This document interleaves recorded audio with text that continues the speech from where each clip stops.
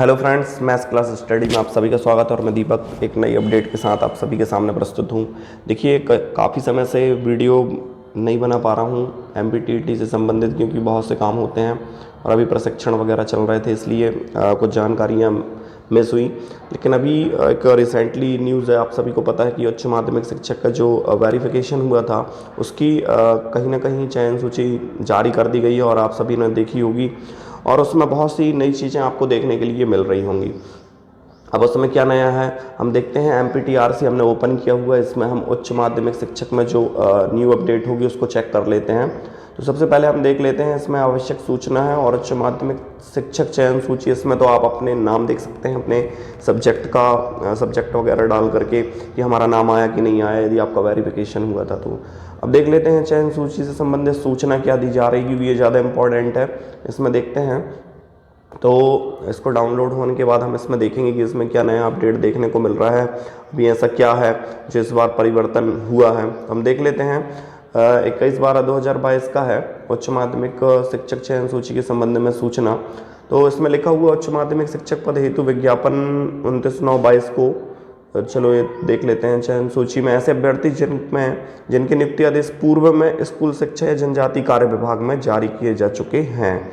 मतलब कहने का ये है कि जिन लोगों का सिलेक्शन पहले ही ऑलरेडी कहीं ना कहीं हो चुका है, चाहे वो DPI के हों या फिर वो हमारे ट्राइबल डिपार्टमेंट के हों, जहाँ के भी हों, तो कहने का मतलब ये है कि जहाँ भी इनका सिलेक्शन हो चुका है अब इनका दोहराव नहीं किया जाएगा नाम का। और यदि दोहराव हुआ है तो वहाँ पर मेंशन किया जाएगा कि भाई इनको पहले अपॉइंटमेंट मिल चुका है, मतलब उनको दोबारा यहाँ पर मौका यहाँ वहाँ नहीं मिलना है। एक जगह आपको मिल गया मतलब मिल गया। तो इसमें स्पष्ट क्लियरली लिखा हुआ है, अतः उन्हें साला विकल्प चयन का अवसर नहीं दिया जा रहा है। यानी जो लोग पहली बार सम्मिलित हुए हैं या उनका पहली बार नाम आया है चयन सूची में, अब केवल साला विकल्प के लिए ऑप्शन उन्हीं के लिए खुलेगा। अब इनमें दूसरे नंबर पे पॉइंट जो दिया हुआ है वो हमें ये कहता है कि भाई 23 से 27 दिसंबर तक आपको साला के विकल्प का चयन कर लेना है। मिनिमम आपको 50 जो रिक्तियां हैं, ठीक है ना, यानी कम से कम 50 रिक्ति तो होंगी ही होंगी। तो आपको न्यूनतम कम से कम 50 विकल्पों का चयन, तो 50 स्कूलों का चयन तो करना ही करना है। और मेरे हिसाब से आप पोर्टल में आपको जितने दिख रहे हों मैक्सिमम आप उतने कीजिए, ठीक है ना, क्योंकि उसमें कोई एक्स्ट्रा पैसा तो नहीं लगता। कॉपी निकलती है नहीं निकलती, PDF बनवा लीजिए, कोई दिक्कत नहीं है। पर आप लगभग सभी विकल्पों का चयन कीजिए। इसके बाद बात करते हैं जिन अभ्यर्थियों के नाम के सामने प्रोविजनल लिखा गया है उनके दस्तावेज प्रमाणीकरण हेतु विश्वविद्यालय अथवा सक्षम अधिकारी जिसके द्वारा दस्तावेज जारी किया गया है उनको प्रमाणीकरण के लिए भेजा गया है। यानी यहाँ कहीं ना कहीं अभी दस्तावेजों का सत्यापन जो रुका हुआ है, प्रोविजनल लिखा हुआ है, उनको अभी भी वेरीफाई करवाया जा रहा है। यदि वो सत्य हैं तो निश्चित ही आपका सिलेक्शन हो जाएगा, अन्यथा यदि उसमें किसी भी प्रकार की त्रुटि पाई जाती है तो उन्हें अमान्य भी किया जा सकता है। इसके बाद जिन अभ्यर्थियों की निरस्तता कर दी गई है, मतलब जिन्हें निरस्त किया जा चुका है, उनकी सूची भी इसी पोर्टल में नीचे की ओर आइकन में संलग्न है, आप उसको ओपन करके देख सकते हैं।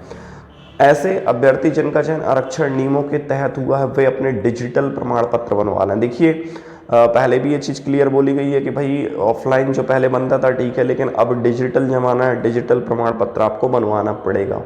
अब बनवा लीजिए, क्योंकि देखिए ऑनलाइन से ये रहता है कि वेरिफिकेशन में दिक्कत नहीं होती है, आदमी पोर्टल से ही चेक कर लेता है। सत्यापन अधिकारी जो होते हैं आजकल वो सीधे डायरेक्टली अपने लॉगिन ID पर ही चेक कर लेते हैं कि भाई जो हमने जारी किया वो प्रमाण पत्र ओरिजिनल है कि नहीं है। तो कई प्रोसेस हैं, है ना, जो आसान हो जाती हैं डिजिटल होने से। इस चीज़ का ध्यान रखिए और न्यू डिजिटल प्रमाण पत्र आप बनवा लीजिए।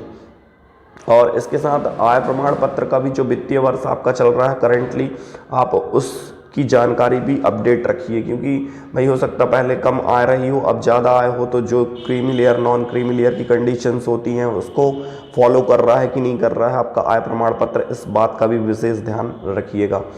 आगे चलते हैं। अभ्यर्थियों को सूचित किया जाता है कि वे MP, अब जो भी अपडेट आपको देखने के लिए मिलेगी वो MP ऑनलाइन में ही आपको देखने के लिए मिलेगी। इसका एक और बेनिफिट ये होगा कि जो अभी माध्यमिक शिक्षक चयन सूची आना है और जो ऑलरेडी सिलेक्टेड कैंडिडेट हैं और यदि नामों का दोहराव हुआ है तो उसमें अधिक से अधिक वेटिंग के क्लियर होने की संभावना बन जाती है। देखिए, मुझे लगता है कि जो अदर मतलब कैटेगरीज हैं EWS को छोड़ करके, क्योंकि देखिए EWS तो तब आया है जब 90 से नीचे मार्किंग में सेलेक्ट हुए हैं, 90 तक तो ऑलरेडी 90 से कम में सिलेक्ट थे ही नहीं, तो वहाँ पर कहीं ना कहीं वेटिंग क्लियर होने के बहुत ही कम चांस हैं, बहुत ही कम, क्योंकि जिस भी बंदे का होगा वो छोड़ेगा तो है नहीं, ठीक है ना, या फिर ऑलरेडी वो बड़ी पोस्ट में सिलेक्टेड होगा। तो ऐसा सब जो आज प्रयास कर रहे हैं ऐसे लोग बहुत कम ही हैं। अब बात करते हैं अदर की, तो अदर में ये बेनिफिट मिलेगा क्योंकि ऑलरेडी बंदा सिलेक्ट हो चुका है कहीं ना कहीं, तो उसको दोबारा मौका साला चयन करने का मिलेगा नहीं। इसका मतलब ये है कि वर्ग 2 में भी बहुत सी वेटिंग अदर कैटेगरीज की क्लियर हो जाएंगी, ये निश्चित संभावना मान लीजिए आप, ठीक है ना, सिर्फ EWS को छोड़ करके, क्योंकि EWS को तो वैसे भी पहली बार मौका मिलेगा क्योंकि 90 के अबव कंडीशन थी पहले, अब तो 90 से कम वाली भी कंडीशन बन गई, तो ऐसा बहुत कम चांस बनने की वहाँ पर है। लेकिन आप लोगों को और भी अन्य कैटेगरीज में ज़रूर मौका मिलेगा, ज़रूर अतिरिक्त सूची से भी कैंडिडेटों का चयन होगा। वर्ग 3 में भी सेम सिचुएशन रहेगी क्योंकि वर्ग 3 में संयुक्त लिस्ट बनेगी, इसमें तो और ज़्यादा दिक्कत होने वाली बात ही नहीं है क्योंकि दोनों को संयुक्त कर दिया गया है। इसका मतलब ये है कि नाम दोहराव होंगे ही नहीं। अब सीधी सीधी ये है कि यदि आपकी रैंक अच्छी है तो आपने जहाँ चयन किया है, यदि आप वहाँ पर टॉप पे हैं तो आपको वहाँ ही मिल जाएगा, अन्यथा आप उसके निचले क्रम में जहाँ पर भी पाए जाएंगे आपको वो अलॉट किया जाएगा, ये कंडीशन बनती है। अब चाहे वो DPI का हो या फिर ट्राइबल का हो, ये कंडीशंस बनती है आपकी रैंकिंग पे।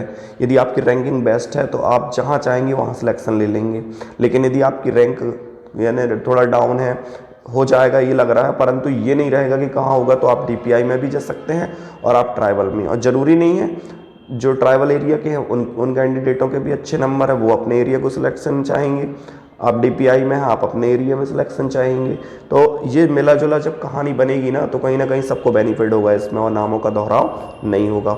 जो भी नई अपडेट आएगी मैं आप सभी को वीडियो के माध्यम से बताता रहूँगा। जो भी चैनल में नए व्यूअर जोड़ते हैं वो चैनल को लाइक, सब्सक्राइब और शेयर जरूर कीजिएगा। एक बार आप सभी को धन्यवाद।